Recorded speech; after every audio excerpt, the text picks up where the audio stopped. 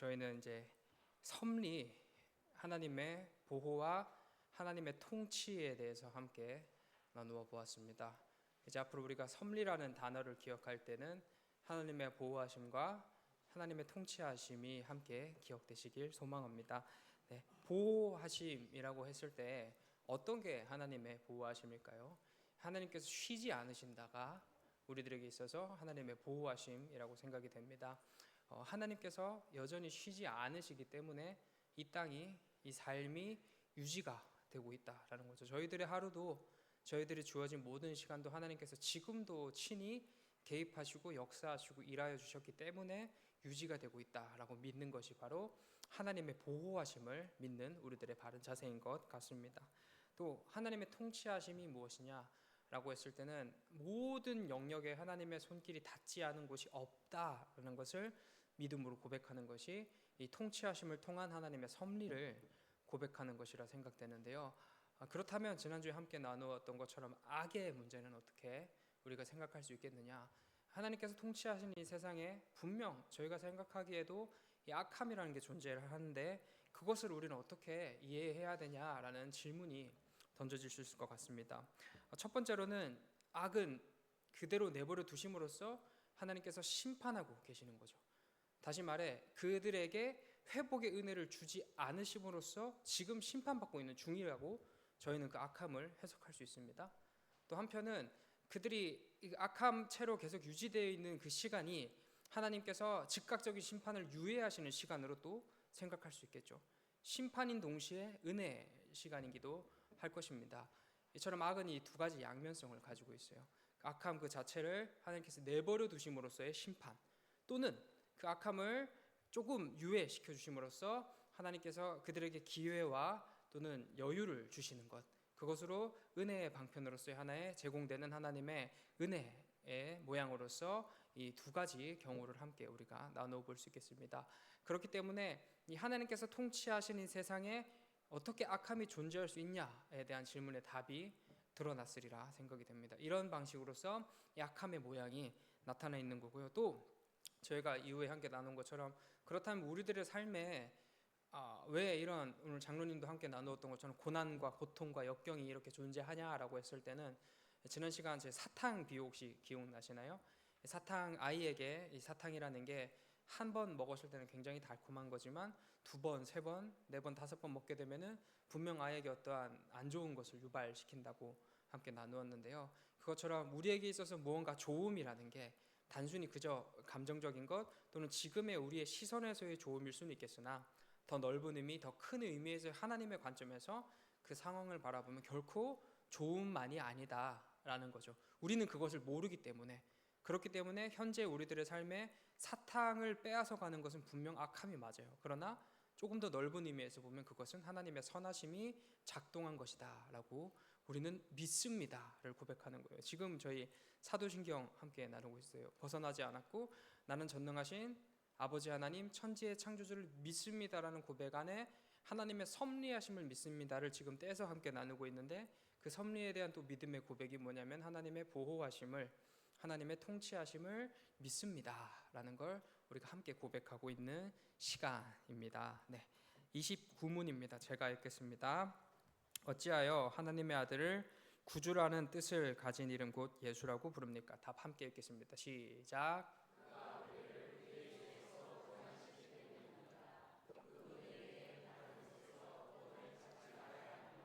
또한 다른 곳에서 구원을 찾아보아야.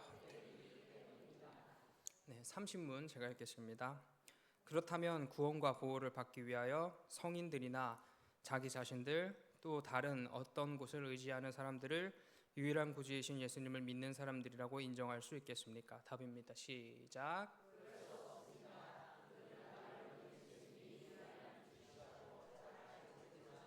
행위로는 부인을 하기 때문입니다. 예수님이 완전한 구주이심을 참으로 믿는 사람이라면 마땅히 그들이 구원을 받기에 필요한 모든 것들을 오직 예수님에게서만 찾아야 합니다. 그렇지 않다면 예수님이 완전한 구주이심을 부정하는 것이 됩니다. 예수님만이 우리의 유일한 구원자이십니다라는 것을 함께 고백하고 있습니다.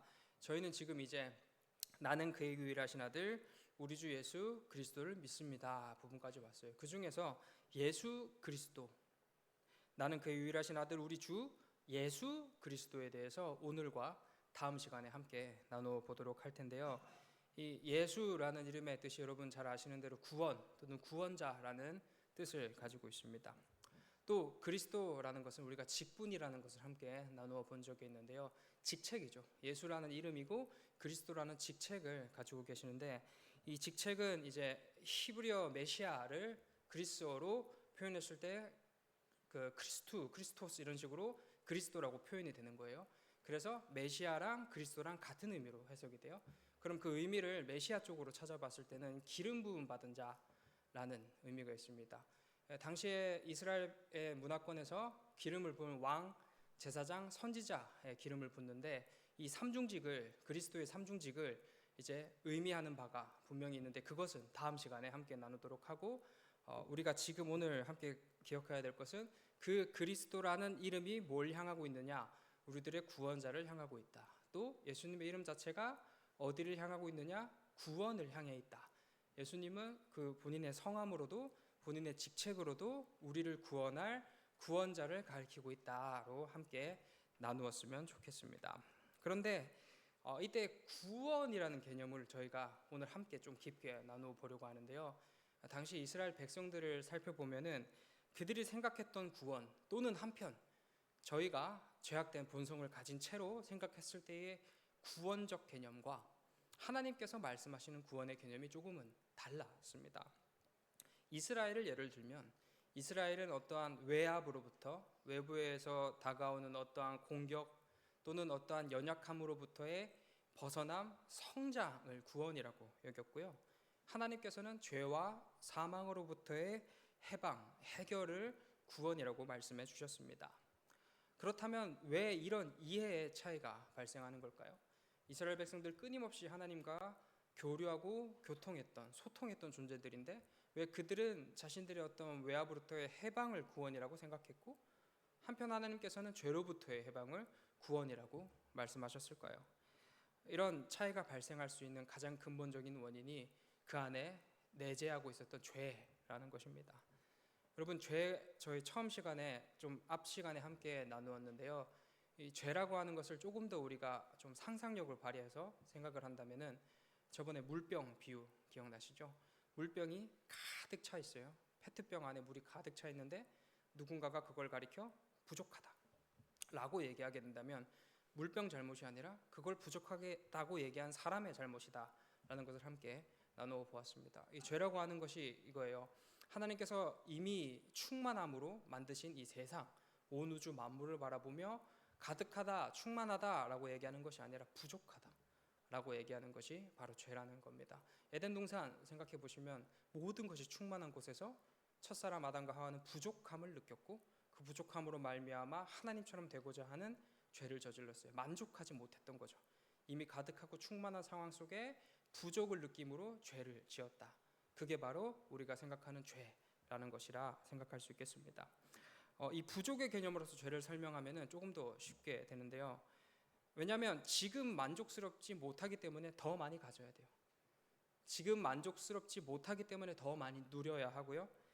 지금이란 시점에서 허락된 그 모든 것이 나에게 있어서 도저히 만족스럽지 않으니 무언가 더 필요로 하게 되는 것입니다.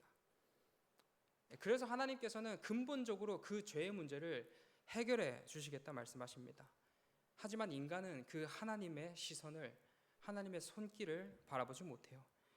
그래서 눈앞에 놓인 문제를 해결해 주세요 하나님이라고 외치는 거예요. 하나님은 근본적인 문제를 해결해 주겠다 말씀하셨는데, 아니요 하나님, 저는 그게 중요한 게 아니라 지금 내 눈앞에 놓인 이 문제를 해결받기를 원합니다. 이에 이 종으로부터의 해방, 로마라고 하는 이 외압으로부터의 구원자를 찾기 시작하는 겁니다. 하나님께서 끊임없이 아니야, 그 수많은 그 언약의 역사를 통해서 내가 너희와 함께하겠다. 내가 너희와 함께함으로 말미암아 너의 그 죄와 사망으로 얽힌 그 저주를 내가 끊어주겠다. 너의 근본적인 문제를 내가 해결해주겠다라고 끊임없이 하나님께서 찾아와 말씀하셨지만, 수많은 그 인간의 역사 속에서 인간의 외침은 아닙니다 하나님. 저는 죄의 용서가 아니라 제 눈앞에 있는 문제의 해결이 더 시급합니다 라고 외쳤던 것입니다. 이 모든 것을 뚫고 누가 오셨습니까? 예수 그리스도께서 오셨죠.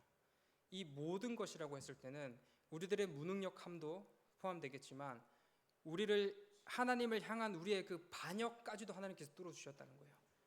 이 무조건적인 사랑이시죠. 우리가 하나님을 향하여 끊임없이 계속 반기를 들고 있어요. 하나님께서 우리에게 내가 너의 하나님이 되어줄게 라는 친히 감히 우리가 감당할 수 없는 사랑을 우리에게 보여줬지만 싫어요 하나님, 저는 당신 안에 머무르기 싫습니다 라고 외면하는 그 인간을 뚫고 주님께서 구원이라는 것이 발생할 수 있도록 우리 가운데 내주 역사하여 주셨다라는 말씀이십니다. 완벽한 창조였습니다. 하나님의 완벽한 창조 가운데 하나님처럼 되고자 라고 하는 마음이 인간 가운데 들어왔고 그와 함께 죄라고 하는 것이 저희 마음속에 들어왔어요. 이 죄는 우리들의 힘과 능력으로 해결할 수 없습니다. 이것이 첫 시간 다루었던 죄와 비참한 상태에 놓인 우리들의 삶입니다. 이 모든 것을 누가 해결해 주셨다고요? 예수 그리스도께서 해결해 주셨습니다. 그렇기 때문에 예수 그리스도가 우리의 구원자다라는 고백을 함께 나눌 수 있는 것입니다. 예수님께서 어떻게 구체적으로 우리를 구원하셨는지는 앞으로 그 사도신경의 뒷이야기를 통해서 함께 나누어 보도록 하겠습니다. 그렇다면 그리스도께서 그리스도이심, 예수님께서 그리스도이심 우리의 구원자이시라는 것을 우리가 믿음으로써 발생되는 가장 큰 차이점은 무엇일까요? 다시 말해 우리가 구원받은 백성이고 또는 구원받지 않은 백성임의 두 가지의 차이점, 가장 극명하게 드러나는 차이점이 무엇일까요? 네, 기준의 변화, 인식의 변화일 것 같습니다. 이전에는 자기 자신, 우리 스스로가 기준이 되었고 주인이 되었던 인생에서 이제는 하나님으로 그 기준이 변경된 사건, 하나님께서 우리들의 삶의 주인이 되시는 사건이 바로 구원이라는 사건입니다. 이것은 창조 질서의 회복이기도 합니다. 원래 하나님께서 만든 이 세상은 하나님으로 향하게 되어 있었어요. 그 기준도 하나님이며 우리의 주인은 마땅히 당연히 하나님이셨는데 죄가 들어와서 부족을 느낀 그 시점부터 더 이상 이 세상의 주인이 하나님이 아닙니다. 내가 보기에 만족스러워야 하기 때문에 내 기준에 맞아야 하기 때문에 끊임없이 기준과 인식의 그 중심은 하나님을 떠나 자기 자신 또는 다른 무언가로 끊임없이 향하게 된 게 죄의 역사입니다. 네, 이 본래 이 세상은 하나님을 따라 살아가는 것이 맞았죠. 아무리 많은 사람들이 능력 있는 사람들이 그것이 아니라라고 외쳐도 또는 내가 내 스스로 느끼기에도 그것이 옳아 보이지만 만일 하나님께서 아니라고 말씀하시면 우리는 반드시 그 아닌 것으로 걸어가야 된다는 겁니다. 반대로 하나님께서 옳다라고 말씀하시면 그 누가 아니라고 하더라도 혹은 내가 그것을 동의하지 못하더라도 우리는 옳은 길로 걸어가야 된다는 거죠. 그 다른 어떤 힘, 다른 세상의 어떤 지식, 상식 또는 세상의 문화 또 내가 긍정적으로 생각하는 그것은 아무런 힘이 없습니다. 우리의 유일한 기준은 오직 하나님이시라는 거죠. 우리는 이 믿음의 기로에 섰습니다.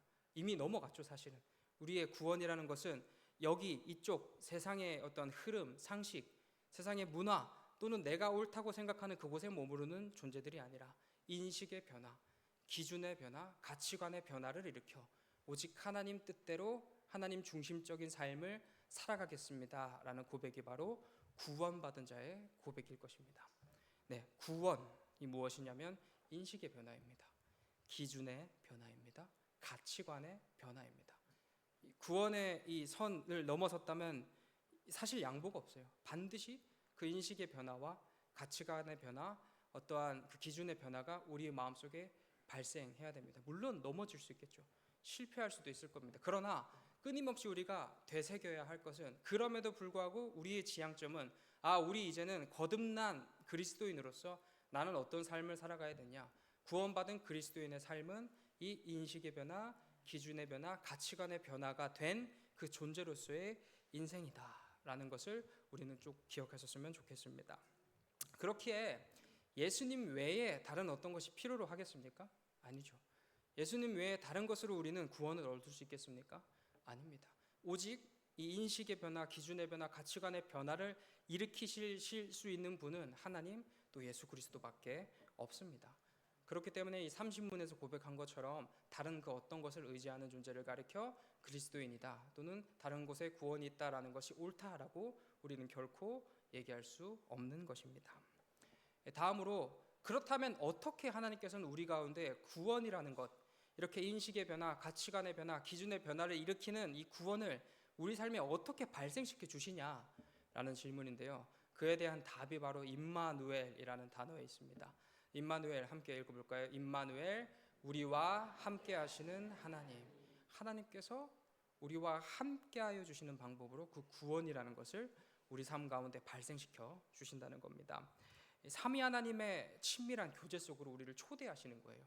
어떻게 초대하실까요? 우리가 예수 그리스도를 믿는 믿음으로써 그리스도와의 깨어질 수 없는 연합이라는 것을 우리는 이루게 됩니다. 그리스도께서 십자가 지셨고, 그리스도께서 율법을 완성시켜 주셨고, 또 갱신시켜 주셨고, 또 그리스도께서 부활하심으로 말미암아 우리가 이뤄낼 수 없는 의로움을 주님께서 획득해 주셨어요. 사실 그건 주님께서 하신 일이죠. 그게 우리와 상관이 있어져야 우리에게도 구원이라는 것이 발생하는 거잖아요. 그게 상관이 있어지는 유일한 방법이 저희는 믿음이라고 고백을 합니다. 그 믿음으로써 연결되는 게 뭐냐면은 그리스도와의 깨어질 수 없는 연합으로 우리는 들어가게 된다는 거예요. 예수님을 믿는 믿음으로 우리는 그리스도 예수와 한 몸이 된다는 겁니다.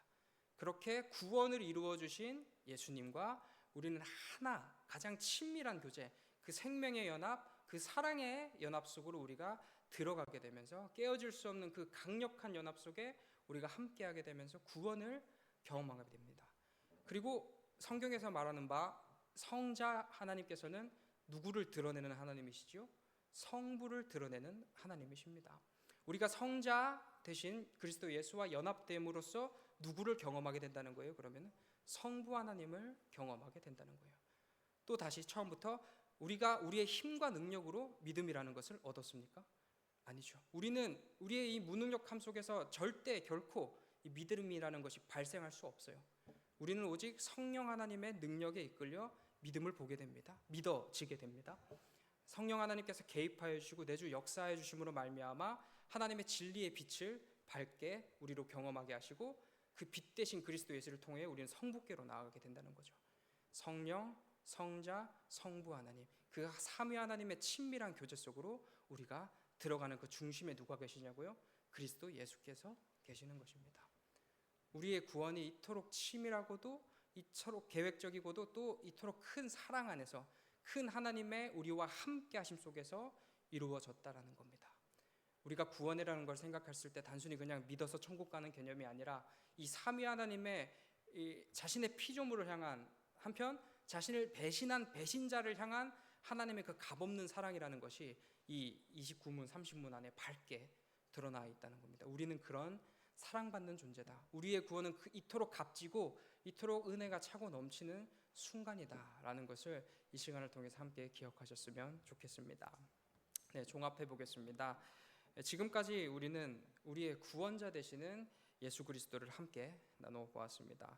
예수라는 이름에 담긴 구원이라는 의미에 맞게 예수님은 분명 우리의 참 구원자 되시며 참 구세주가 되어주셨습니다.